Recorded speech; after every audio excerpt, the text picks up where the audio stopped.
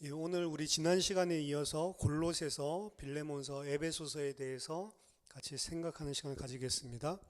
오늘 이제 그 내용들에 대해서 간략하게 살펴볼 것입니다. 먼저 골로새서에서 바울이 주장하고 있는 내용들, 골로새서를 먼저 살펴보도록 하겠습니다. 일단 처음에 1장 1절부터 14절까지가 서론이고요. 그래서 인사와 그리고 바울의 감사와 기도의 내용이 등장을 합니다. 1장 1절에서 8절까지 바울은 에바브라로부터 골로새에서 있는 골로새 공동체에 대한 소식을 듣습니다. 그들이 사랑으로 굳건하게 세워지고 있다라고 하는 소식을 듣고 하나님께 감사하는 내용이 등장을 하고요. 분명히 이 바울이 봤을 때 그 골로새 지역에는 하나님의 복음의 말씀이 신자들 가운데서 역사해서 열매를 맺고 있다라고 하는 것을 분명하게 인지를 합니다. 1장 9절에서 12절은 이 사실은 바울을 감동시켰고요. 그 공동체를 위해서 기도하게 만듭니다. 모든 신령한 지혜와 총명의 하나님의 뜻을 아는 것으로 채우게 하시고 주께 합당하게 행할 수 있도록, 이게 이제 기도의 전체적인 내용입니다. 그리고 13절, 14절에서는 우리를 흑암의 권세에서 건져내사 그의 사랑의 아들의 나라로 옮기셨다라고 이야기를 하고 있고요. 그리스도 안에서 속량, 죄 사함을 얻었다라고 이야기를 하고 있는데, 이 구원을 설명하는 거죠. 이 흑암의 나라에서 건져내서 아들의 나라로 옮겼다라고 하는 것, 그리스도께서 죄사함, 속량하셨다라고 이렇게 이야기하고 있는 것은 그리스도 안에서 하나님의 백성에게 새로운 출애굽이 성취되었음을 의미하는 것입니다. 그리고 이제 1장 15절에서 23절까지는 메시아에 관한 시와 복음에 대해서 이야기를 하고 있는데요. 특별히 1장 15절부터 20절까지는 초기에 있었던 기독교의 문서들 가운데서 가장 주목할 만한 중요한 내용들 중에 하나입니다. 이것은 메시아 안에서, 그리고 메시아를 통해서, 그리고 메시아를 위해서 하나님께서 창조하셨고, 그리고 새 창조에 대해서 시적으로 표현할 수 있는 모든 것을 다 동원해서 구조로 설명을 하고 있습니다.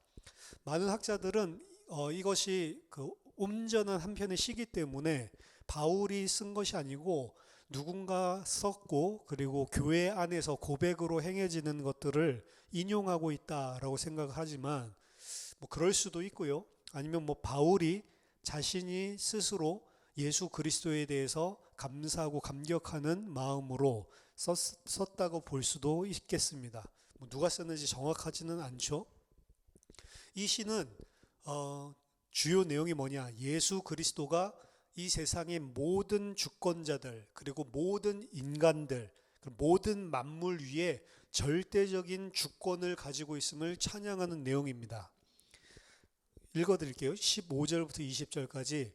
그는 보이지 아니하는 하나님의 형상이시요 모든 피조물보다 먼저 나신 이시니 만물이 그에게서 창조되되 하늘과 땅에서 보이는 것들과 보이지 않는 것들과 혹은 왕권들이나 주권들이나 통치자들이나 권세자들이나 만물이 다 그로 말미암고 그를 위하여 창조되었고 또한 그가 만물보다 먼저 계시고 만물이 그 안에 함께 섰느니라.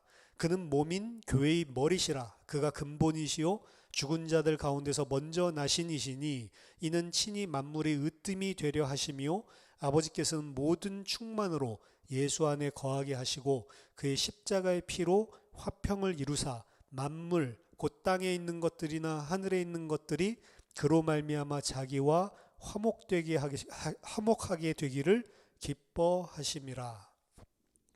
그리스도께서 지금 세상에 있는 모든 통치자들, 주권자들, 그리고 이 세상에 있는 모든 만물들, 그것들이 그리스도를 위하여, 그리스도를 통하여 다 창조되었을 뿐만 아니라 그것들 위에 만왕의 왕으로 통치하고 다스리고 있음을 분명하게 고백하는 거죠. 죄인들은 그리스도를 대적하는 것 같지만 그것들까지도 다 하나님의 뜻 안에서 그리스도를 위하여 창조되었고 그리스도를 섬기고 있다라고 이야기를 하는 것입니다.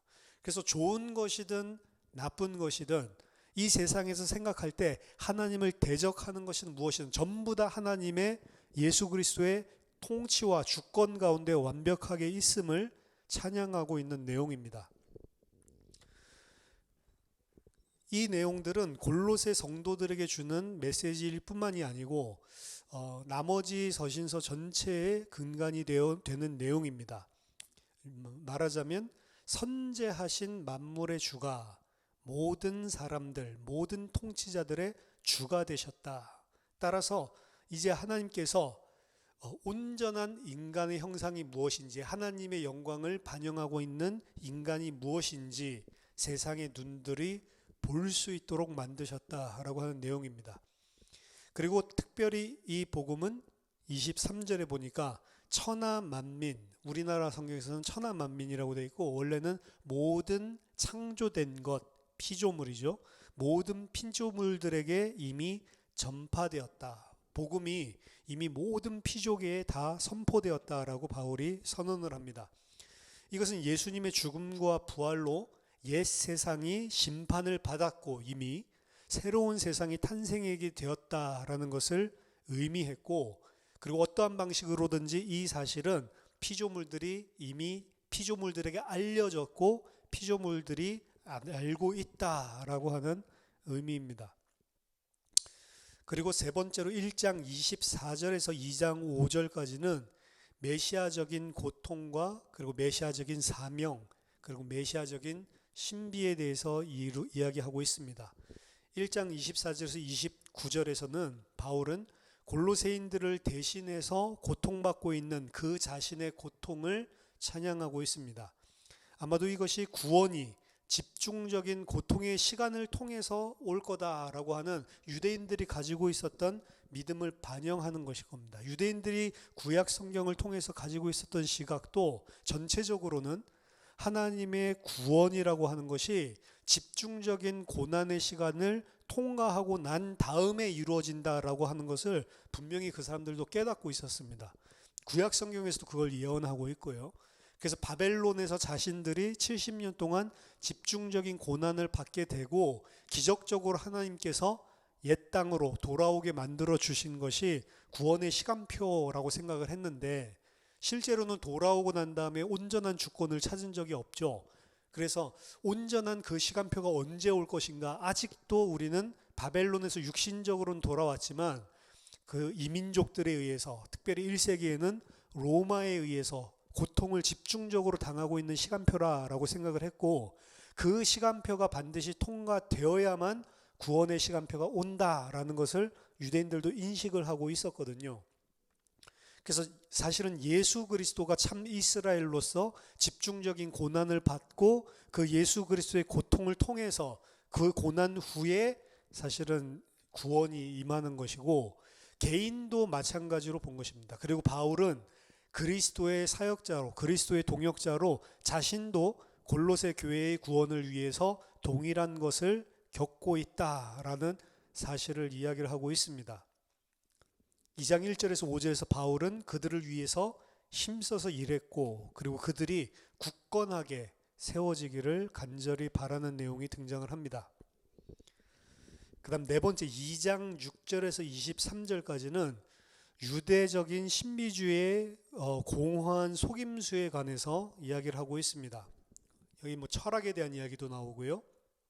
바울이 여기서 기초적으로 하고 있는 훈계는 예수 그리스도 안에 있는 자들은 이미 완전하다라고 하는 내용이에요. 그게 이 안에서 이야기하고 있는 실제적인 기초, 밑에 깔려있는 근본적인 내용입니다. 이미 너희들이 필요한 모든 것들을 그리스도께서 다 이루셨고 예수 그리스도가 바로 너희들이 필요한 모든 것이다. 그것 외에는 없다라고 이야기를 합니다. 따라서 골로새 교인들을 그것 외에 다른 데로 관심을 돌리고 다른 것이 더 필요한 것처럼 하는 사람들을 경계해야만 한다는 것입니다. 특별히 그들로 하여금 하나님께 속했다라고 하는 사실을 더욱 공고하게 하고 분명하게 하기 위해서 유대인 회당 공동체에 조인시키고, 그리고 그들이 행하고 있는 절기라든지 그들이 해가고 있는 그런 모든 유대의 관습과 율법을 행해야 한다라고 시도하는 자들을 경계합니다. 이들이 실제로 있었는지 아니면 앞으로 다가올 위험에 대해서 이야기하는 건지는 분명치는 않지만 그러한 일들이 곧 일어날 것이다. 혹은 그러한 일들이 지금 일어나고 있을 것이다. 그런 것들이 다 상정돼서 바울이 미리 그들을 준비시켜주고 있는 거죠. 예수님께서 십자가에서 승리하셨다라고 하는 것은 그들을 구원했을 뿐만 아니라 그들을 영원한 하나님의 가족으로 포함시키고 그들을 감싸았는데 이미 충분한 모든 것을 다 했지, 그렇기 때문에 다른 것이 필요 없다라고 하는 것입니다. 2장 14절 15절 보면 우리를 거스르고 불리하게 하는 법조문으로 쓴 증서를 지우시고 제하여 버리사 십자가에 못 박으시고 통치자들과 권세들을 무력화하여 드러내어 구경거리로 삼으시고 십자가로 그들을 이기셨느니라. 따라서 만약에 그들이 새로운 도덕적인 삶에 만약 사는 것, 거기에 대해서 만약 생각을 한다면 그 답은 유대인들이 행하는 그런 율법과 관습을 취함을 통해서 도덕적인 삶을 사는 것이 아니고, 그 도덕적인 그리스도인의 도덕적인 삶은 메시아 안에서 그들이 진짜 누가 되었는지를 인식함으로부터, 예수 그리스도께서 행하신 일을 알므로부터 나타나는 것이지 행하는 게 아니란 말입니다. 구원받은 하나님 백성은 누구냐? 그리스도 안에서 이미 죽었고 그리스도와 함께 새로운 세계, 새로운 피조물로 함께 일으키심을 받았기 때문에 그 안에서 당연하게 사실은 나오는 것이 새로운 피조물의 삶인 것이지, 그것을 또 다른 관습과 전통을 내 힘으로 지키고 도덕 윤리를 행하는 것이 아니라는 것이죠.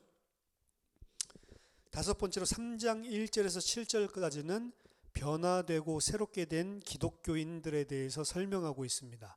그러므로 너희가 그리스도와 함께 다시 살리심을 받았으면 위의 것을 찾으라.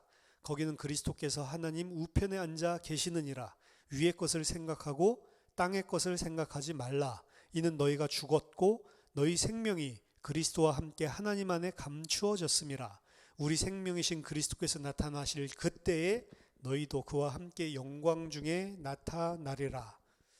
따라서 위의 것을 찾고, 너희들은 어떤 사람이냐? 이 땅에서 너희는 십자가에서 그리스도와 함께 죽었고 그리스도와 함께 새롭게 태어난 새로운 피조물이기 때문에 위의 것을 찾고 하늘에 속한 삶을 살아야 된다라고 하는 것이죠.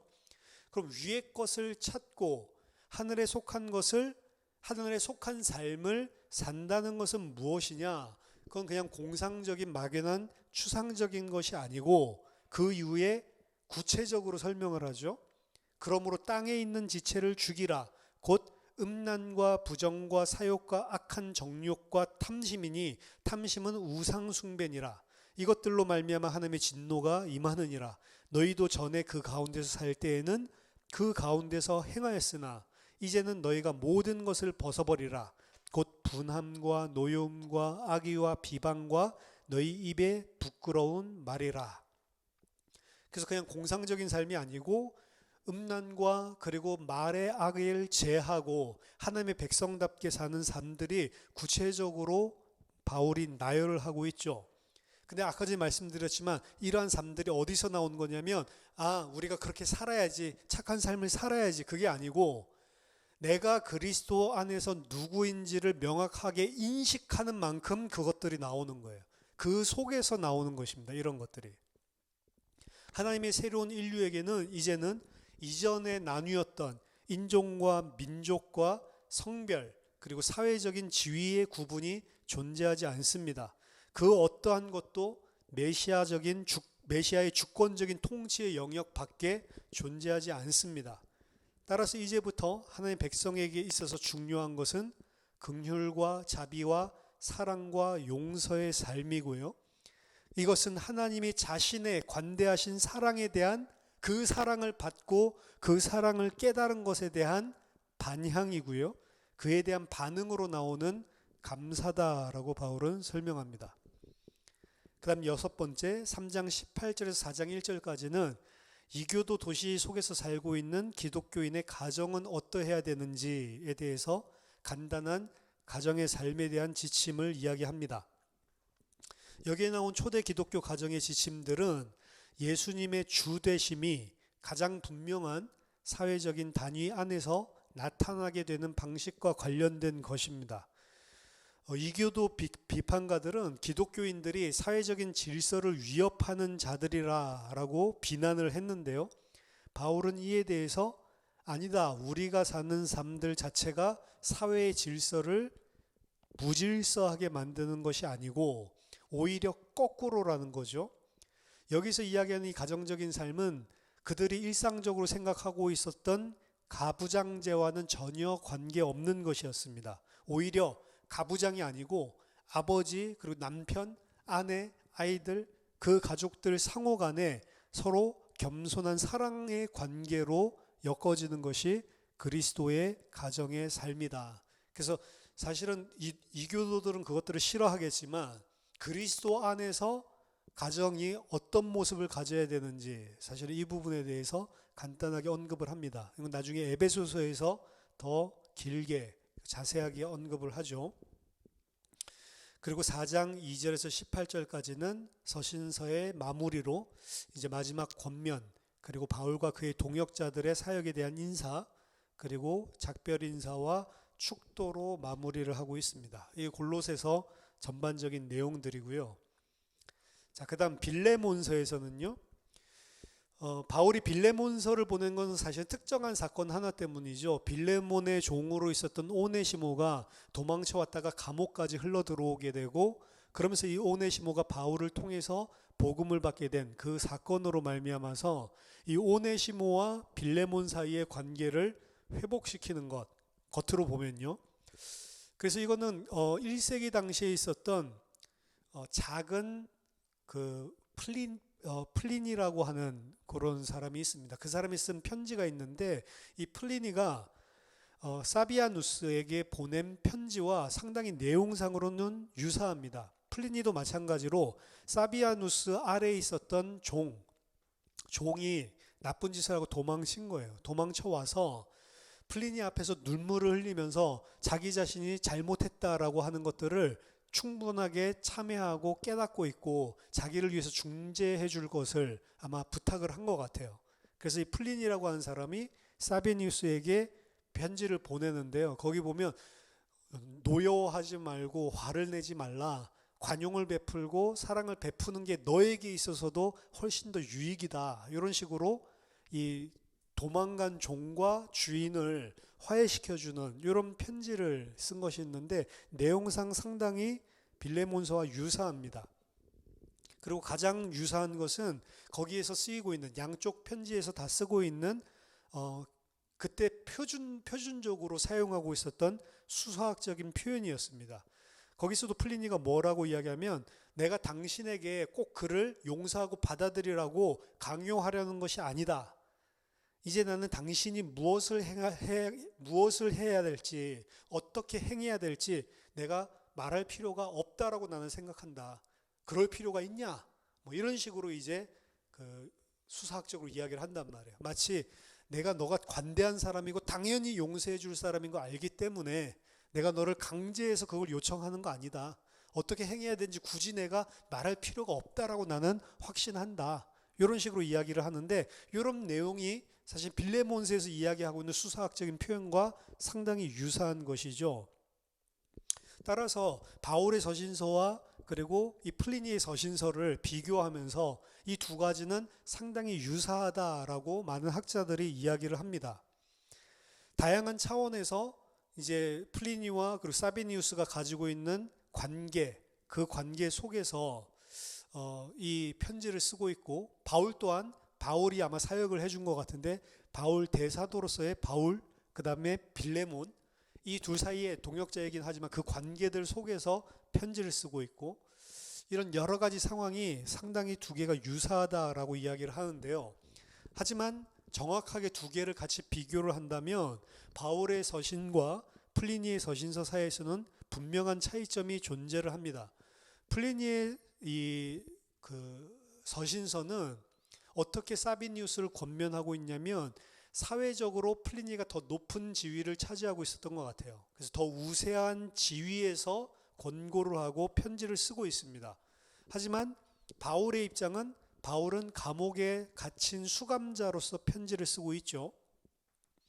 하지만 바울은 사회적으로 그러한 불리한 위치에 처해 있음, 낮은 자리에 있음에도 불구하고 오히려 바울에게 있어서는 그 감옥 안에 갇혀 있는 그 자신의 상태가 더 높은 지위를 주는 것으로 상정을 하고 오히려 편지를 씁니다.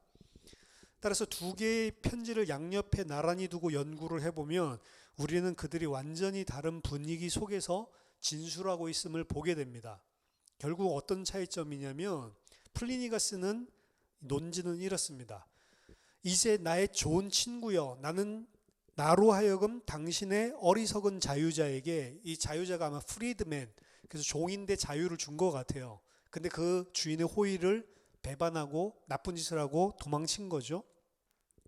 이제 나의 좋은 친구여, 나로 하여금 당신의 그 어리석은 자유자에게 무엇을 행해야 할 것인지 말하게 해달라. 그러면 우리는 우리의 바른 사회적인 입장으로 당신이나 나나 온전한 관계로 안전하게 돌아갈 수 있을 것이다. 근데 바울은 뭐라고 이야기하냐면 이제 내 형제요 동역자요 나로 하여금 나의 새로 태어난 자식에 대하여 말하게 해달라. 나는 당신이 그에 대해서 그리고 당신 자신과 나를 동역자들이요 형제들로서 생각하기를 청한다. 자, 플리니의 이야기하고 있는 거는 그 종을 용서해 줌으로써 다시 원래 가졌었던 그 사회 속에서 가졌던 사회 질서의 관계로 회복을 이야기하고 있는데 바울은 빌레몬에게 오네시모를 받아줌으로써 다시 원래의 주인과 종의 상태로의 회복을 이야기하는 게 아니에요. 궁극적인 목적은 바울이 이 받아들임을 통해, 받아들임의 내용도 그렇고요, 받아들임을 통해 얻고자 하는 것은 새로운 하나님의 백성으로서의 삶, 새로운 사고, 이전에 로마 사회에서는 가지고 있지 않았던 새로운 사회적인 사고를 요구하는 것입니다. 따라서 이 편지는 기본적으로 빌레몬에게 주 예수와 바울 그리고 빌레몬 자신 사이에 있는 교제, 코이노니아가 어떻게 오네시모에게도 적용되어야만 하는지 여기에 대해서 메시아적으로 생각하도록 만드는 거예요. 그가 나쁜 짓을 하고 도망쳐서 너희 종인데 도망쳐서 감옥까지 흘러들어오게 됐는데 이제 그가 예수를 믿게 됐죠. 예수를 믿게 됐다는 것은 단순하게 그냥 이제 그도 예수 믿었구나, 그러니까 잘됐다 용서해 주자 이것이 아니고 그도 주 안에서 한 가족이요 그리고 한 동역자로서 온전하게 변화됐다는 거죠. 따라서 그가 이제 돌아갈 때에는 빌레몬은 그를 어떻게 받아들여야 되냐면 이제 하나 된 연합된 그리스도의 같은 몸으로 받아줘야 되는 것이고, 따라서 그를 어떻게 받아들이라고 하냐면 그가 가면 너가 나를 영접하듯이 그를 영접해야 된다라고 이야기를 합니다. 그래서 이거는 이전에 있었던 사회 질서 체계로의 회귀가 아니고 새롭게 변화된 메시아적인 사회 안에서 새롭게 봐야 된다는 것을 이야기하고 있는 거예요. 이거는 플리니의 이야기랑 완전히 다른 이야기죠. 그래서 바울은 이 사건을 통해서 단순하게 오네시모만을 받아들이는 것이 아니고 빌레몬과 그리고 또 이 빌레몬서를 읽고 있는 우리 성도들에게 새로운 피조물, 하나님의 나라에 들어가서 살고 있는 하나님의 백성들이 가져야 되는 새로운 가치관에 대해서 이야기를 하고 있는 겁니다. 그리스도로 말미암아 구원받았다고 하는 것은 관계 자체를 공동체 안에서 완전하게 바꾸는 것이죠. 따라서 빌레몬에게 이제 주인과 종의 관계가 아니고 너희들은 그리스도 안에서 하나 된 것이고, 그리고 그리스도 안에서 이제 그를 너도 동역자로 나와 똑같이 여겨야 된다라고 하는 거예요. 사실은 이건 그리스도 안에서 우리가 어떻게 변화되었는지를 알지 못한다면 사실은 받아들이기 어려운 제안입니다. 플리니의 제안은 사실은 쉬워요.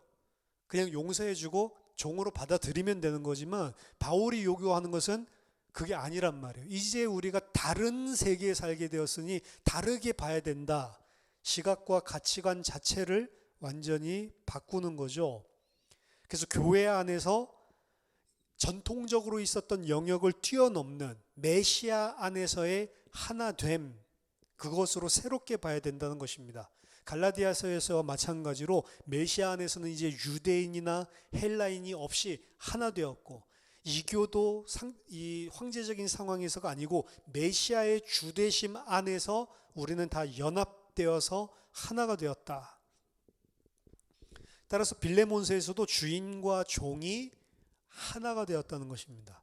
그리고 이것이 그리스도 안에 있다는 것이 무엇인지를 표현하고 있는 거예요. 따라서 바울은 요청합니다. 만약 당신이 나를 동역자, 코이노노스, 교제하는 자, 그거죠. 동역자로 너가 나를 정말로 여긴다면 그를 당신이 나를 받아들인 것과 똑같이 받아들여라. 나를 받아들이듯이 받아들여 달라. 이게 빌레몬서의 주요 요점이고 바울이 빌레몬에게 요청하는 골입니다. 목적지입니다. 바울은 8절에서 22절까지 세 가지의 호소를 펼치고 있는데요. 첫 번째는 오네시모를 아까 그러한 방식으로 다시 받아들여라. 벌하고 뭐 그런 것이 아니고, 그리고 종으로 다시 그냥 용서해주고 받아들이고, 그게 아니고 그를 나인 것처럼 받아들이고 그리스도 안에서 화해한 하나된 한 형제로 받아들여라. 비록 그는 종이기는 하지만, 여전히 종이기는 하지만 그렇게 보면 안 된다는 거죠. 두 번째는 그가 이제 나를 돕는 자로 이제 섬기게 하기 위해서 나를 다시 돌려보내라. 그 오네시모를 다시 나에게 그 관계를 회복했으면 돌려보내 달라. 그건 세 번째. 그리고 암시적으로 이야기하죠. 그렇게 함으로써 빌레몬 당신은 그에게 또한 궁극적으로 주인과 노예, 사실 그 신분을 철폐하라 이런 이야기는 하지 않지만 궁극적으로 그에게 온전한 자유를 주게 되는 것이다. 자, 이 바울은 그 노예 제도를 철폐해야 된다 그런 철폐주의자는 아니었습니다. 하지만 나중에 그 노예주의 철폐를 주장했었던 유명한 인물들, 이런 사람들은 사실은 바울의 영향을 이미 많이 받았고 이미 바울의 서신서 안에 그러한 사상들이 많이 깔려져 있어요. 이전에 있었던 그런 것들이 주 안에서는 다 허물어지는, 종이든 주인이든 남자든 여자든 유대인이든 헬라인이든 그리스도에는 그 구분이 없이 다 하나가 되었다라고 하는 그 사상이 사실은 그를 종으로서가 아니고 같은 하나의 형제요, 같은 동역자로 귀히 여기고, 어떻게 오네시모를 바울과 똑같이 대할 수 있겠어요? 근데 그렇게 보는 것이 그리스도 안에서 맞다. 그게 그리스도 안에서의 새로운 피조물의 사고다라는 것을 이미 이야기하고 있는 거죠. 그래서 우리가 이렇게 보는 것이 맞다면 바울은 빌레몬과 그리고 실제로는 오네시모를 성경적인 내러티브 안에서 가르치고 있는 것입니다. 성경적인 내러티브 안에서 너희들은 모든 것을 이제 새롭게 생각을 해야 된다는 거죠. 너희들은 성경에서 진행되어지고 있는 이 드라마 안에 하나의 배우로서 너희들이 세워져 있는 거다. 그 배우로서의 역할에 맞게 모든 것을 생각하고 행동하고 판단을 해야 된다. 이전까지의 이 세상이 가지고 있었던 이교도적인 사고 형태를 성경을 베이스로 한 모든 사고로 바꾸어야 한다라고 하는 것입니다. 만약에 우리가 이 오네시모가 나중에 보면 그 igna티우스가, 안디옥에 있는 ig나티우스가 110년경에 에베소의 감독으로 오네시모라고 하는 사람이 있다라고 이야기를 했거든요. 이 오네시모가 이 바울이 지금 동역자로 같이 섬기게 도와달라라고 요청하고 있는 이 오네시모인지 아닌지는 분명치는 않습니다. 근데 많은 학자들 중에 그 오네시모가 그 오네시모일 가능성이 크다라고 이야기를 하는데요. 바울이 지금 이야기하고 있는 이거를 빌레몬이 정말로 받아들였고 지금 바울이 주장하고 있는 게 이러한 관계 회복을 이야기하는 게 맞다라고 한다면 그 오네시모가 이 오네시모일 가능성도 불합리하지는 않습니다. 상당히 가능성이 있는 것이죠. 그렇지만 오네시모라고 하는 이름이 막 흔하지 않은 것은 아니었고 그런 이름들이 좀 많이 있었으니까 정확하게 동일 인물이다라고 확신할 수는 없는데 많은 사람들이 생각하는 것처럼 그가 동일 인물이다라고 보는 것 또한 전적으로 불가능하지 않습니다. 그럼 이렇게 회복된 관계 속에 오네시모는 어떻게 성장을 했냐면 에베소의 감독, 에베소의 주교가 될 정도로 성장을 했다는 거죠. 그건 굉장히 의미가 있는 것입니다. 만약에 동일인 오네시모라면 바울이 지금 이 빌레몬서에서 보여주고 있는 바울이 가지고 있는 신앙의 비전이 에베소 지역에 어느 정도 뿌리 내려졌고 사람들이 그리스도 안에서 세상 이교도들, 세상적인 관점들 자체가 상당히 많이 변화된 완전히 혁신적인 거죠. 그런 그리스도 안에서의 새로운 사고로 뿌리 내려져 있음을 보여주는 것입니다. 교회는 실제적인 화해의 장소이기도 하고 그리고 상호 하나 되는 장소이기도 한 거죠. 거기에서는 더 이상 세상의 사회적인 지위나 계층에 의해서 어떠한 그 직분이 결정되는 것이 아니고 사랑과 헌신과 그리고 영적인 은사에 의해서 하나님의 직분을 이런 노예인데도 불구하고 맡을 수 있는 그러한 공동체로 세워졌다. 이것을 방증하는 그런 증거가 될 수 있는 것입니다.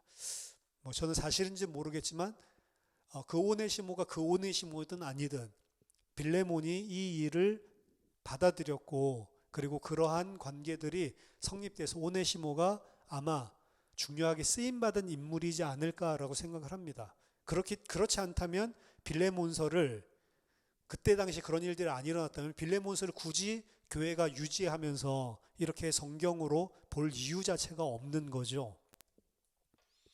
자, 그다음 마지막으로 에베소에서 주장하고 있는 내용들입니다.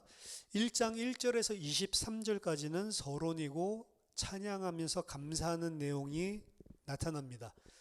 이 에베소서는 이 가장 그 최초의 가장 그러니까 그 오래된 사본 가운데는 에베소에 보내는 편지, 보통은 에베소서 이게 어디에 보내는 편지 이런 식으로 표현되어 있는데 에베소에 보내는 편지라고 하는 에베소에라고 하는 글이 빠져 있어요. 그렇기 때문에 이게 에베소에 보낸 편지가 맞는지 안 맞는지 사실은 에베소서라고 이름하고 있지만 정확하게 이게 에베소에 보내는 편지가 맞냐 여기에 대한 논란이 있습니다. 하지만 지난주에 우리가 같이 살펴봤듯이 에베소서에 있는 이 편지 글 자체는 처음부터 에베소에 있는 교회를 향해서 준 것이 아니고 소아시아에 있는 교회들에게 소아시아 서부에 있는 위치에 있는 교회들에게 순회 편지로 돌린 편지다. 보낸 편지다라는 사실을 이미 우리가 살펴봤습니다. 그래서 에베소서라고 이름을 붙인 것은 아마도 에베소에 기반을 둔 서신들의 모음집 가운데 이 편지가 포함되어 있었고 그것들을 통해서 그러한 명칭을 얻은 것 같습니다. 어쨌든 에베소에 있는 성도들만이 아니고 그 지역에 있는 아시아에 있는 소아시아에 있는 모든 교회들에게 공통적으로 보낸 편지죠. 자, 서두에서 인사를 한 후에 바로 바울은 영광스러운 찬양의 노래를 쏟아놓습니다. 이것은 하나님이 예수 그리스도 안에서 행하신 출애굽 그것을 이야기하는 것으로 엮어져 있습니다. 하나님께서 그들을 출애굽하신 목적은 하늘과 땅과 만물이 하늘과 땅의 만물이 그리스도 예수 안에서 통일되게 하는 것이다. 에베소서 1장 10절에 나와 있죠. 하늘에 있는 것이나 땅에 있는 것이 다 그리스도 안에서 통일되게 하려 하심이라. 이게 하나님께서 우리를 구원하시고 그리고 구원 역사를 완성시켜 나가는 목적지라는 거죠. 그리고 신자들은 이제 그 계획 속에 들어있는 것입니다. 하늘에 있는 것이나 땅에 있는 것이나 그리스도 안에서 다 통일되게 하려고 하는 그 하나님의 계획과 목적 안에 신자들이 들어있는 것이죠. 따라서 바울은 그들이 이제 그리스도 안에서 실제 누구인지에 대해서 더 온전하게 이해할 수 있도록, 그리고 그렇게 그들에게 베푸신 하나님의 능력이 어떠한 것인지 더 온전하게 이해할 수 있도록 그들을 위해서 기도하는 내용입니다. 그리고 2장 1절에서 10절까지는 은혜로 인하여 믿음으로 말미암은 구원에 대해서 설명을 합니다. 바울은 그 아시아 독자들에게 그들이 예전에는 하나님에 대해서 어떠한 존재였는지 역사 속에서 상기시키죠. 그들은 죄와 허물로 죽었던 자들이었고, 그리고 악의 삼위일체로 하나님의 대적하는 자리에 갇혀있던 자들이었습니다. 세상과 육신과 사단이라고 하는 거기에 갇혀서 하나님을 대적하고 본질상 하나님의 진노를 받을 수밖에 없었던 대상들이었습니다. 근데 하지만 그들에게 하나님의 사랑과 긍휼이 그들을 찾아왔고 그들을 은혜로 인하여 믿음으로 구원시켰다라고 이야기를 하는 겁니다. 하나님은 그들을 은혜로 구원시켰을 뿐만 아니라 장차 오는 여러 세대에 하나님의 영광을 나타내도록, 즉 그들을 세상에서 이제 그들 자신만 구원했을 뿐만이 아니고 이제 세상 자체를, 아까 전에 이야기했죠. 그리스도 안에서 모든 만물이 다 통일되게 만드는 것, 세상을 위한 더 큰 치유하는, 회복하는 목적 안에서 하나님의 행하심에 살아있는 예로서 살도록 그들을 두셨다는 거예요. 자, 우리가 그런 구원받았는데 이 땅에 살고 있는 것은 우리의 구원을 완성시키기도 하지만 그 우리의 구원을 구원받은 하나님의 백성의 삶을 통해서 뭘 보여준다고요? 하나님께서 세상을, 더 큰 세상을 치유하고 그리스도 안에서 통일되게 하시는 목적 안에서 하나님의 백성이 어떻게 사는 것인지를 보여주는 살아있는 예시로서 우리들을 남겨놓은 거라고요. 그게 어떻게 보면 사명이라고 할 수 있습니다. 그리고 2장 11절에서 3장 13절까지는 새로운 이스라엘 안에서의 유대인과 헬라인의 연합에 대해서 이야기합니다. 그 결과 메시아 안에서 이제 인종적으로 유대인과 이방인, 헬라인들은 하나가 되었죠. 하나님은 그들 사이에 있는 막힌 담을 허셨다라고 바울은 선포합니다. 아마도 이거는 그 당시 있었던 성전 안에 이방인들을 유대인들과 가로막고 있었던 벽, 성전의 안뜰로 들어오지 못하도록 가로막고 있었던 장벽을 생각한 것이고, 그 장벽이 무너지고 이제 이방인들도 하나님의 성전 안에 유대인과 함께 하나 되어서 들어갈 수 있는 것, 그것을 염두에 두고 바울이 표현을 한 것 같은데, 하나님께서는 그 유대인의 예루살렘 장벽을 허시고, 말하자면 그 성전에서 행해지고 있었던 잘못 알았던 유대인과 헬라인을 나눠놨던 그 장벽을 허셨고, 그건 무슨 소리죠? 그 성전을 무너뜨리셨고, 이제 하나님은 하나님이 성령으로 거하시는 새로운 성전을 지으셨다는 겁니다. 그게 이제 하나님의 백성 교회죠. 이렇게 연합된 교회는 구원 사역의 선택적인 부가적인 사항이 아니고 그게 복음의 실체의 본질 중에 하나인 것입니다. 그렇게 돼서 이제 유대인과 이방인, 아까 전에 자유자나 그리고 노예나 상관없이 그리스도 안에서 하나님께 택함받고 구원받은 하나님 백성이 이제 완전히 연합하여 하나가 됨으로써 이제 복음이 무엇이고 하나님이 어떻게 회복시키셨는지 세계에 그 영광이 나타나도록 만들어주신 거죠. 그게 교회입니다. 바울 자신의 역할은 이러한 새로운 교회적인 현실과 함께 세상의 권세에 대적해서 이런 새로운 작업이 구체적으로 일어나도록 하는 그러한 에이전트로 하나님께서 사용해 주시는 것이죠. 그 다음 3장 14절부터 21절까지는 에베소인들을 위한 바울의 기도입니다. 바울은 그 젊은 교회들을 위해서 기도하는데요. 그들이 예수를 따르는 자들이 가져야 되는 마음을 발견할 수 있도록 기도합니다. 그것은 하나님의 사랑만, 전능하신 하나님 아버지를 알므로 말미암아 그 아버지가 어떤 사랑을 베풀어 주셨는지 알므로만 그들이 그 사랑 안에 뿌리를 받고 그 측면이 삶으로 드러나는 삶입니다. 따라서 예수를 따르는 자의 삶의 가장 근본적인 원칙은 일단 예수 그리스도 안에서 하나님이 우리에게 무엇을 베풀어 주셨고 우리가 어떤 상태에 있는지를 알므로 말미암아 나타나는 삶이에요. 항상 순서가 그렇습니다. 서신서 전체적인 틀에서도 그렇죠. 항상 복음을 설명하고 그 다음에 그 복음을 받은 사람이 마땅히 어떤 삶이 나타나야 되는지 항상 그 방향으로 흘러가죠. 그래서 모든 바울이 이야기하는 기독교인은 이 땅에서 하나님의 사랑이 무엇인지를 반영하고 그 향기를 흘러내는 삶을 살아야 되는 건 맞는데 그 기초는 뭐냐면 항상 그것을 하나님의 사랑과 은혜를 알고 그 안에 뿌리 내림으로 말미암아 나타나는 그런 사랑이고 반영입니다. 그 다음 다섯 번째로 4장 1절에서 16절에서는 그리스도인들 교회의 연합과 하나됨과 성숙에 대한 권면이죠. 에베소서 4장 4절에서 6절까지는 교회를 향해서 바울의 큰 소원을 강조하는데 그 두 가지가 하나됨, 그리스도 안에서 하나됨, 그리고 거룩함입니다. 성령에 의해서 주어진 다양한 사역들, 다양한 직분들은 교회가 그런 하나됨의 방해와 그리고 유혹을 이길 수 있도록 해주고 그리스도의 몸을 온전하게 세우기 위해서 주어진 것이다. 그럼 여섯 번째 4장 17절에서 5장 20절까지는 이제 그렇기 때문에 너희들은 옛사람을 벗어버리고 새 사람을 입으라 라고 하는 내용이죠. 연합된 하나된 교회는 이제 옛사람을 벗어버리고 새 사람을 입는다는 것이 무엇을 의미하는지 발견함으로써 거룩함을 배워야 하는 것입니다.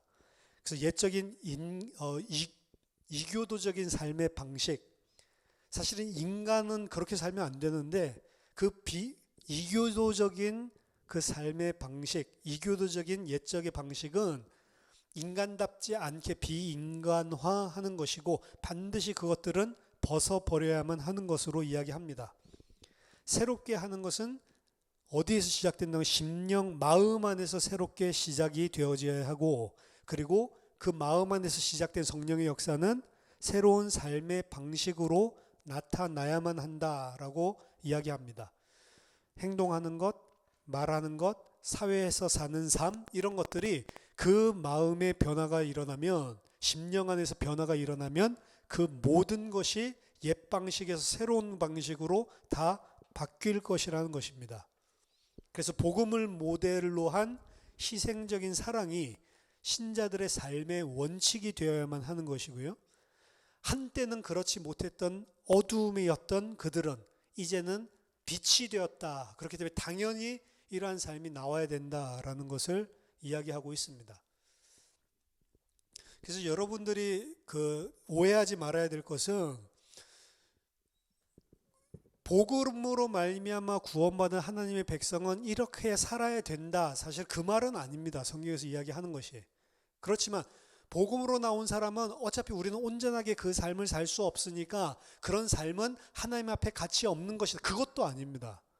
성경에서 이야기하는 것은 복음을 말미암아 구원받고 그 은혜가 아는 사람은 당연히 그런 삶들이 나올 수밖에 없는 것 아니냐. 그게 합당한 것 아니냐. 그냥 이 이야기예요, 사실은. 그리고 그 안에 있으면 당연히 마땅히 그렇게 나와야 되는 것 아니냐. 왜? 너희들은 이제 어둠이 아니고 빛이라면서. 너희는 이제 새로운 피조물이잖아. 근데 왜 새로운 피조물 아닌 것처럼 옛날 옷을 그렇게 입고 있어? 라고 이야기하는 거죠. 생각 자체를 그리스도 안에서 새롭게 가져야 돼. 이 땅에 있을 때에도. 천국에 갔을 때는 이러한 권면 자체가 필요가 없는 것이죠. 근데 마지막 새하늘과 새 땅 가기 전에 이 땅에 있을 때 우리는 그리스도 안에서의 우리 사고를 계속 바꾸라. 그 사고가 바뀌면, 그 마음이 바뀌면 행동으로도 당연히 나타나게 돼 있다라는 것들을 이야기하는 것입니다. 그 다음 일곱 번째 5장 21절에서 6장 9절까지는 이교도 도시 속에서의 기독교의 가정. 아까 전에 골로새서에서도 이야기했죠. 좀 더 온전하게 여기서는 바울은 기독교인 가정 안에서의 관계에 대해서 가르침을 주고 있습니다. 남편들아, 뭐 아내들아, 뭐 이야기하죠. 자녀들아, 그리고 부모들에게 이야기를 하죠. 이거는 어떤 한쪽만을 이야기하는 것이 아니고 남편들은 아내들에게 이야기하는 것을 보는 게 아니고 남편들에게도 아내들에게도 자녀들에게도 그리고 부모님들에게도 모든 관계들 속에서 다 이야기를 하고 있는 거예요. 뭐냐? 모두가 다 그리스도 안에 있는 자가 맞고 그리스도 안에의 가정이 맞다면 너희들은 서로 섬기는 종이 되어야 된다라고 하는 거예요. 그리고 그거는 내가 섬기는 종이 돼야지 이게 아니고 그리스도께서 우리를 어떻게 섬겼는지 아는 그 마음을 가졌다면 그렇게 살 수밖에 없는 것이죠. 계속 똑같은 이야기들입니다. 근데 이것들은 종들아, 상전들아, 자녀들아, 아비들아, 아내들아, 남편들아 이 이야기하고 있는 이 내용은 당시의 1세기에 그레코 로만 사회에 있었던 가정 안에 그리고 사회 안에서의 삶으로 생각을 해본다면 생각할 수도 없는 사실은 그들의 그 모든 사회 질서 잘못 죄 때문에 왜곡되어진 가부장적이고 그리고 부모가 자녀들을 그 인격으로 대하지 않죠. 자녀들을 섬기는 것이 아니고 자녀들을 자기보다 더 낮은 계층적으로 보죠. 위계로 보죠. 그리고 종들도 그리고 주인들도 서로 위계 질서로 보죠. 근데 어떻게 하라고요? 전부 다 자신이 더 낮은 자로서 섬기라, 사랑으로 섬기라라고 이야기를 하고 있는 것은 사실은 아이들을 인격적으로 대해주고 그리고 아내를 인격적으로 대해주고 뭐 남성들을 갖다 존경하고 이런 것들은 위계 질서니까 아이들이 부모 공경하는 위계 질서니까 종들을 상전들이 인격적으로 대해주고 이렇게 하라는 것은 그 자체가 그 당시 그레코 로만 사회에서는 말도 안 되는 이야기를 하고 있는 오늘날 우리가 읽으니까 말이 되는 소리 같지만 좀 자유민주주의 이러면서 인권 이런 것들을 이야기하니까 지금 인권이 아니죠. 그 이전의 사회에서는 혁명적인 사실은 이야기를 하고 있는 겁니다. 그리스도 안에서는 다른 가치와 다른 모양으로 가정도 사회도 너희들 관계가 바뀌어야 된다라는 이야기를 하고 있는 것입니다. 그 다음 6장 10절에서 20절까지 영적인 싸움에 대해서 이야기하고 있죠. 지금까지 바울이 권면한 모든 것을 다 올바르게 자 시작해야지 그럼 이렇게 살아야지 시작한다 하더라도 교회는 반드시 사탄의 반대를 대면하게 될 것입니다. 바울은 이 사실을 경험으로부터 매우 잘 알고 있습니다. 사탄의 방향은 영적으로 막 사탄이 이것만 생각을 하면 안 돼요. 모든 세상의 질서 체제가 사실은 공격을 하는 것이고 그 세상의 질서 체제는 내 안에도 옛날 낡은 옷을 입고 있는 모습으로 내 안에도 다 있는 것입니다. 그것들이 그걸 하지 못하도록 계속 우리 안에서 저항하고 있다는 것을 깨닫고 영적인 무기들을 사용해서 그것들과 싸우는 것이 신자들의 삶임을 이야기하고 있죠. 그래서 그것을 위해서 바울 자신의 사역 또한 하고 있는 것이고 그 사역에 기도가 필요함을 이야기를 하고 있습니다. 우리가 이 땅에서 그리스도인으로서 살아야 된다 기준은 성경 말씀을 통해서 마땅히 은혜 받은 자로 그렇게 살아야 된다는 것을 알매도 불구하고 실제적으로 우리들의 현실 삶에서는 그것을 대적하는 일들이 내 안에서 그리고 사회적인 모든 사람들의 가치관과 세계 안에서 일어난다고요. 그래서 성경 말씀을 읽고 그렇지 뭐 이 땅에서 아둥바둥하면서 돈 벌어서 높은 위치에 올라가려고 그렇게 할 필요가 없어.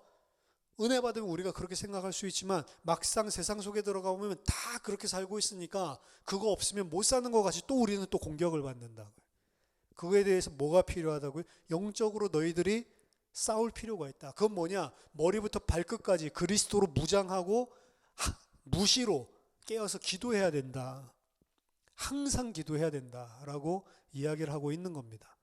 그래서 이 반대, 우리를 대항하고 그리스도적으로 살지 못하게 우리 안에 그리고 우리들의 주위에 만연하게 남아있는 그러한 사단 하나님 대적하는 자죠.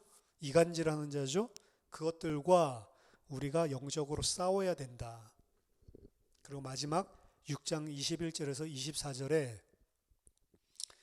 두기고는 이 순회 편지를 전달하는 역할을 할 뿐만 아니고 교회를 격려하기 위해서 바울의 사정, 바울의 소식을 알려줄 것이다 라고 이야기를 하고 9의 마지막 축도로 마무리를 하고 있습니다.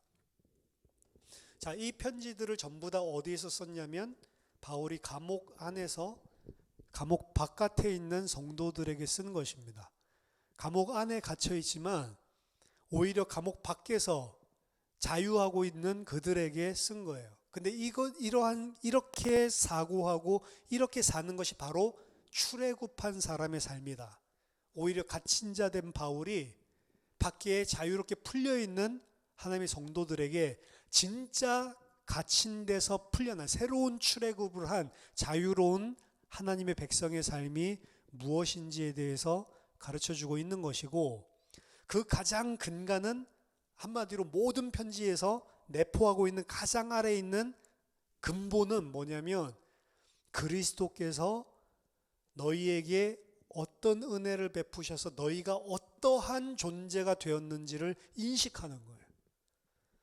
여러분들이 어떠한 존재가 되었는지를 인식함으로써 하나님의 백성답게 살 수 있는 것입니다. 내가 하나님의 백성이 되었다는 것이 무엇인지를 인지할 때 우리의 세상에 찌든 육신과 세상에 묶여있는 삶에서 자유할 수가 있는 거예요. 저와 여러분들이 서신서를 통해서 하나님께서 우리를 구원하셔서 우리를 어떠한 존재로 만들어 주셨는지를 깨닫게 되고 새 피조물로서 옛 옷을 벗어버리고 새 사람을 입고 하나님의 영광을 그대로 반사하는 그런 하나님의 백성들 다 되기를 예수 이름으로 축원합니다. 네, 제가 기도하겠습니다. 하나님 아버지, 은혜를 감사드립니다.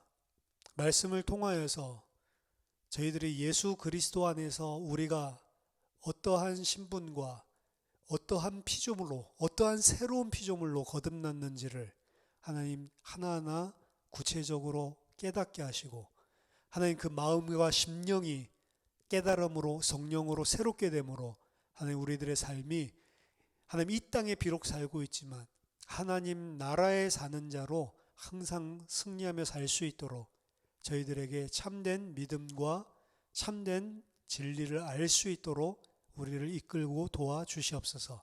바울 서신서들을 통해서 이러한 것들을 하나님 날마다 깊이 묵상하고 깨닫고 하나님 그것들이 삶 가운데 그대로 흘러나올 수밖에 없는 은혜가 날마다 언제나 넘칠 수 있도록 저희들을 도와주시옵소서.